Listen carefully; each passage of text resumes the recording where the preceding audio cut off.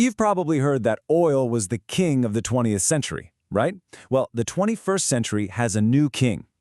Or maybe a whole court of them. We're talking about a handful of special metals and minerals.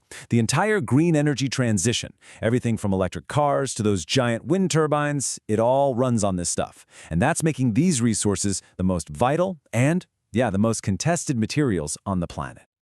All right, so let's get into it. Here's what we're going to cover. First, we'll look at what this new oil actually is. Then we'll trace the incredibly fragile supply chain that gets it to us.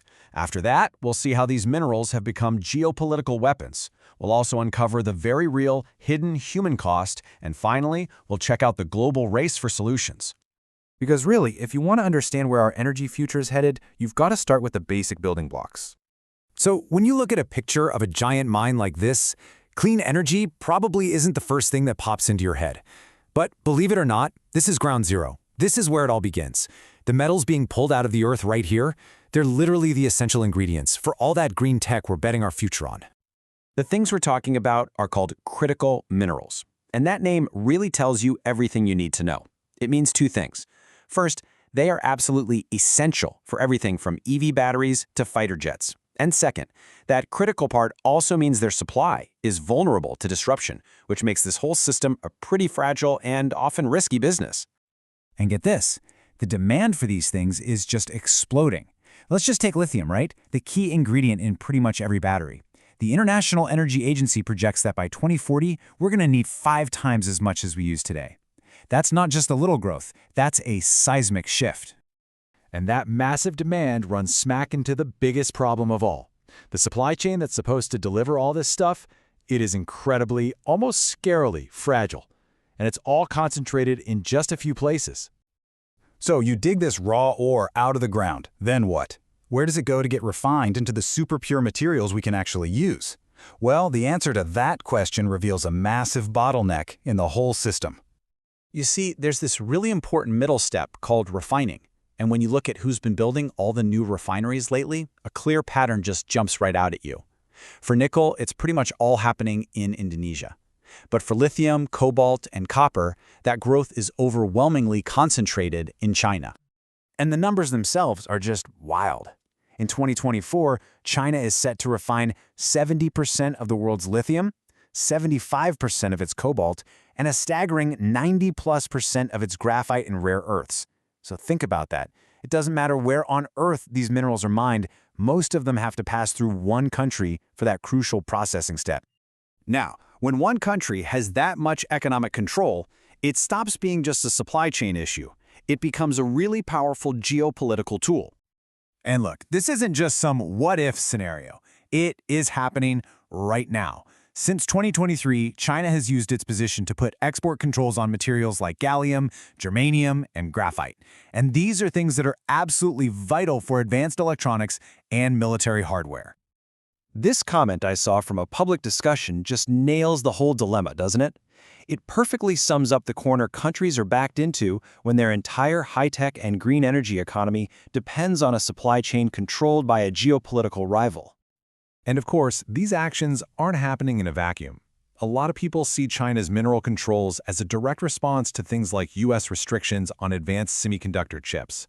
It's a classic tit-for-tat escalation, and it's turning these vital supply chains into a new kind of battleground.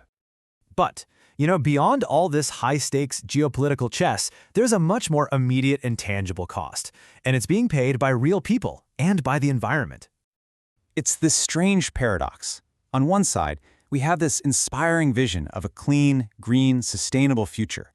But on the other, we have the often destructive and dirty reality of actually getting the materials to build it.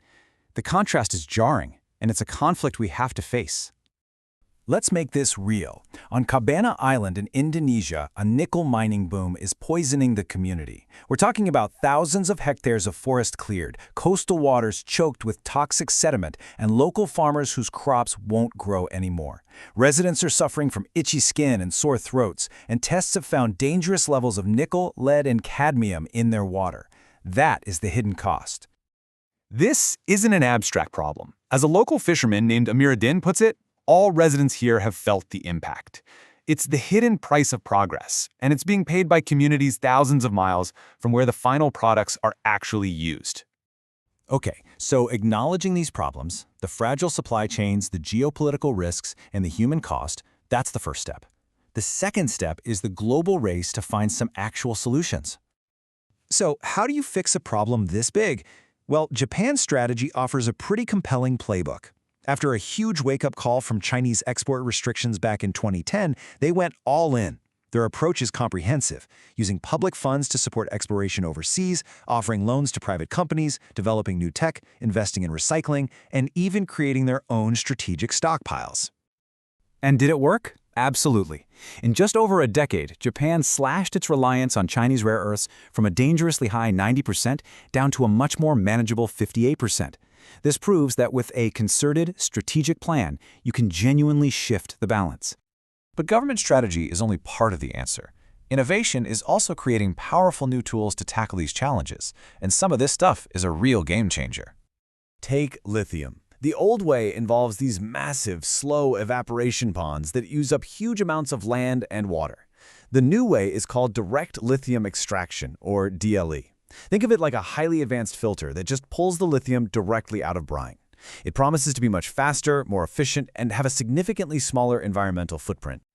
And what about just finding new sources altogether? This is where AI is becoming a huge deal. By analyzing enormous amounts of geological data, AI can pinpoint promising mineral deposits way more accurately than traditional methods. The result is exploration that's faster, cheaper, smarter, and has less of an environmental impact. So this all leaves us with the ultimate question. The transition to clean energy is essential, we know that, but it's being built on a foundation of these critical minerals. The challenge for all of us now is to figure out how to secure these resources in a way that's sustainable, that's equitable, and that avoids creating the same kind of dependencies and conflicts that defined the entire age of oil.